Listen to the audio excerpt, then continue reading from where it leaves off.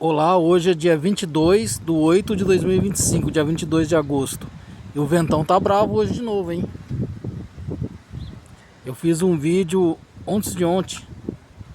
Não foi ontem, foi antes de ontem que o vento tava bravo, mas hoje tá bravo de novo, viu?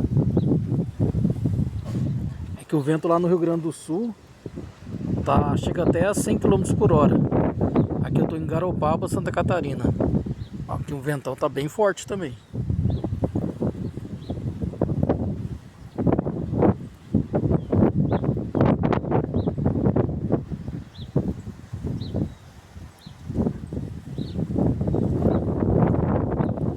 Garopaba com ventão forte.